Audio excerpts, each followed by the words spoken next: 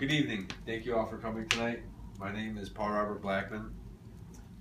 Never mistake compassion for weakness. This is something that resounds fully in my life through the legacy that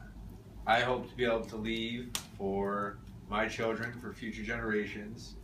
as to what I have been taught from my parents, and that comes down through generations as to what they have been taught from their parents in terms of kindness, compassion, caring for one another, and really doing what it is that we can do now to help for future generations for the preservation of what we have here. And in my opinion, what the real source of my strength of commitment and courage as an individual comes from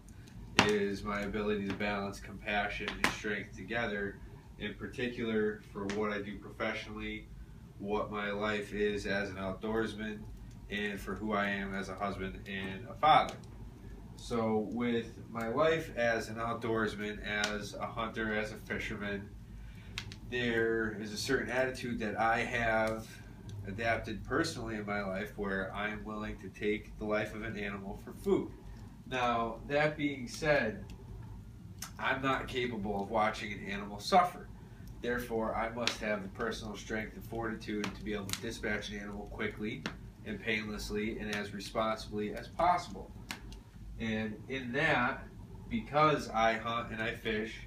and I'm willing to take the life of an animal for food, I also have an obligation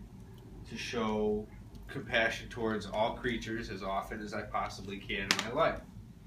Now, this ties directly into my life in the professional tree care industry and what I do for my work as a tree climber and as a bucket operator, because what I do is very dangerous and I must have a constant and very confident command and to be in control of the situations that we're in for work, because if I'm not 100% in control of the situation, then that could immediately turn around and become very harmful and dangerous, not just for myself, but for the other individuals that I work with. And in this regard, the aggressive behavior and the aggressive nature of what I do ties itself in directly to being able to balance that attitude with my ability to understand and relate to our customers and other individuals that may not agree with or understand what it is that I have to do in terms of removing trees or pruning trees. And I have to be able to be compassionate towards them so that I can explain to them what the work is that needs to be done and so that we can reach some terms of agreement. Now, in my line of work, with what we do, oftentimes there are animals that are misplaced and left without a home. And what that means for me personally is that I have an obligation to help find and to be able to rehabilitate these animals as safely and responsibly as possible. This is something that I've had to do many times over the years and will continue to do, but it's an attitude that I've adapted and actually had prior to my inception into tree work, into doing that professionally. My care and fostering of well-being for the outdoors has come into play much earlier in my life, and now in my professional career it's something that I've very easily been able to adapt to balance the strength of what I do physically with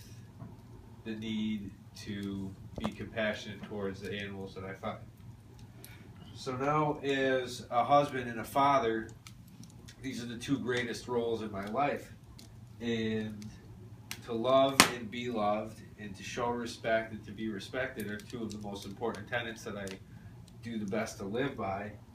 And everything of who I need to be for my wife and our children stems from my ability to balance the compassion that I need to be able to show to them, the strength that I need to be able to provide for the well-being and care of my family. And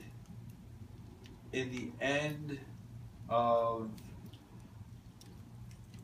the well-being for what we do, when we understand how short life is and the importance of having a great deal of honor for what we do, and that the true strength of character that we have comes from our ability to be a compassionate individual. Thank you.